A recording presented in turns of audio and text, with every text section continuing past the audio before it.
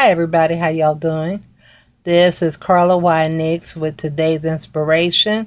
And as always, I'm happy to be here to encourage you and to remind you that you can live every day on purpose. I just want to speak a little bit on something that I very seldom do.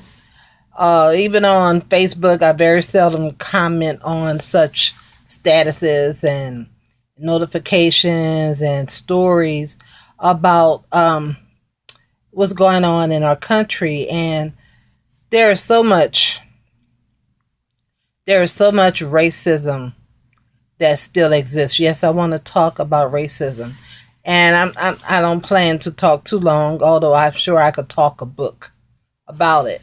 You know, I want to say this. It amazes me that it amazes others that racism still exists. You will hear people that say, well, no, that's not racist, or there's no racism. In fact, and I live in the state of Mississippi now. I've been a resident here for the last 10 years since Hurricane Katrina. But our current governor recently made a statement on the news that racism in this state is not as bad as it is in other parts of the country, and that is not as bad as it used to be. Okay. Okay. But that don't surprise me that he said that. He just represents what a lot of people think and believe. And okay, I feel like this. If you're not the object of racism, how can you say that it doesn't exist or that it's not as prevalent here? If you're not the one on the receiving end of it, how can you say it's better here than it is other places? And how would you know how it is in other places unless you lived there and you experienced it or not? How can you say that? A lot of people believe that, and they're like, well, this is 2015 and, we don't. But let me tell you, this is really not to put people down. It's just speaking a truth. And it's something that people who are not of not just my minority race, but any minority race, they can't see it. They cannot see it. And there's something that I call ignorant racism. And ignorance simply means that you don't know. Some people do things, say things, and act in a racist way, and they don't realize it. Now, that's the ignorant part about it, is that they don't know. But I'll say this, and I believe in giving credit to where credit is due. They don't have the intention. It's not their intent. It really is not. They're not really being malicious, and they're not trying to hurt anybody or to be racist. So we got to high five that and thank God for that, because see what I'm saying, I'm not saying that all people are cruel and evil and sinful. I'm not saying that. But I'm saying racism exists. It's plain and simple. There is the bad side. There's the ones who do mean to be malicious and evil and sinful. That does still exist. There are some who still hate.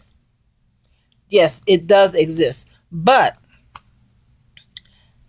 this society, this country, has been so ingrained with the fear and the hatred that is just there. How many times, I mean, a white person, and this is just from my observance, and of course I could be wrong, so please don't fault me. I can be wrong, but it's apparent to me that a white person would treat a black man differently than they would a white man or a white person, simply because that man is black. Again, not necessarily with a malicious heart, but just an automatic thought. Oh, I gotta be careful. Oh, he might grab my purse. Oh, he might rape me. Whereas there are white men who steal purses. There are white men who rape. There are white men who murder. And then there are those crimes, they're called hate crimes now. And I'm kind of glad that they put that measure in place because it highlights and outlines and acknowledges that there are some crimes that's simply there because of hatred.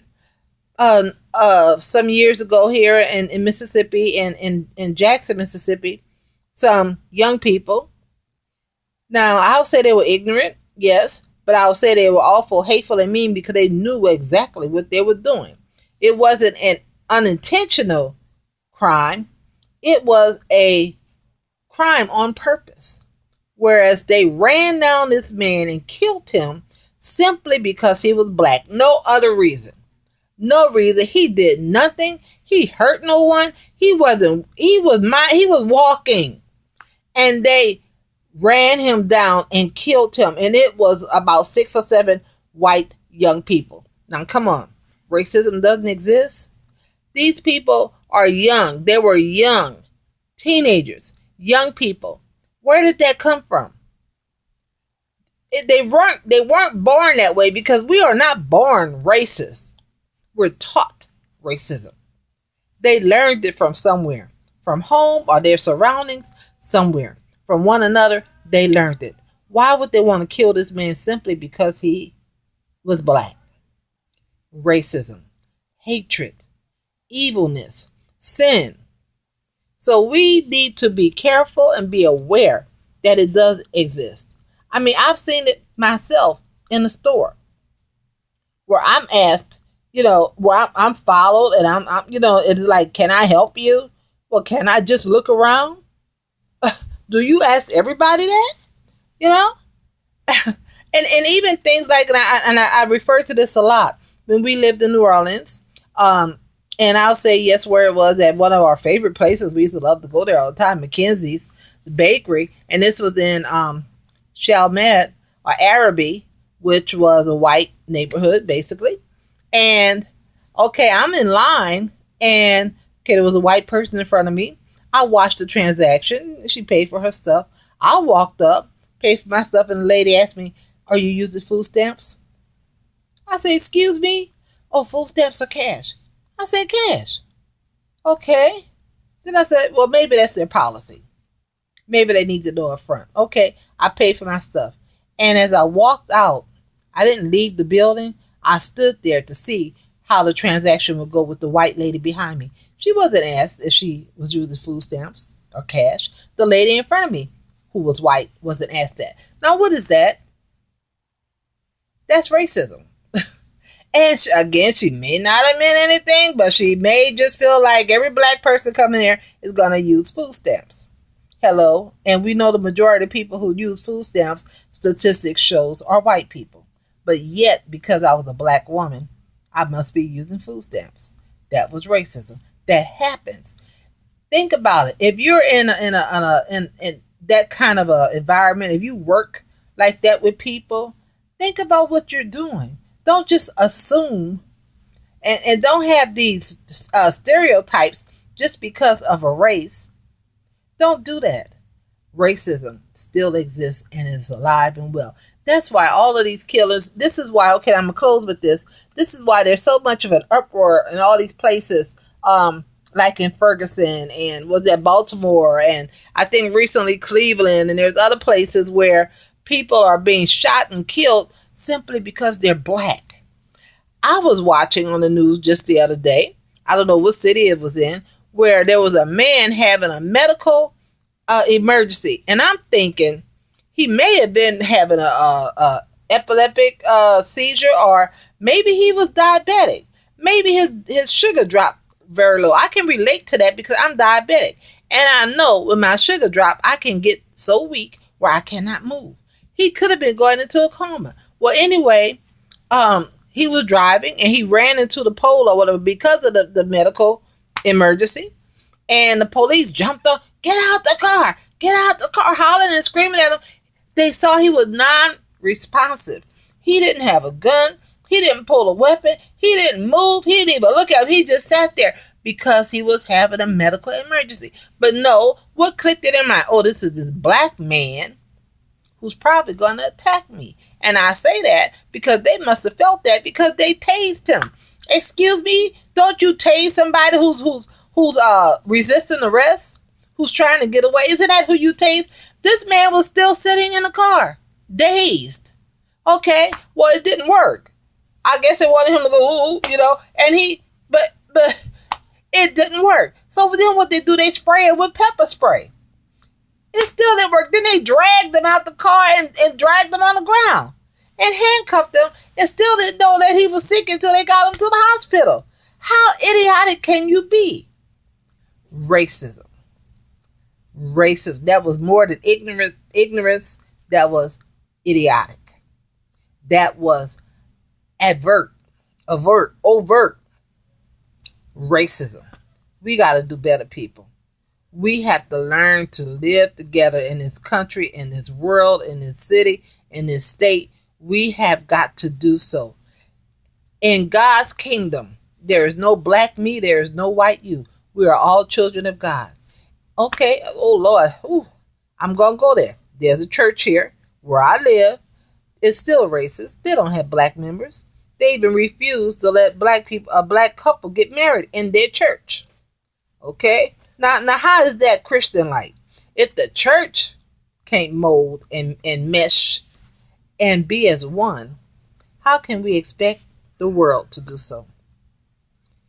There's too many black ministries, too many white ministries. We need to be one ministry, all about Jesus Christ, because it's not even our ministries.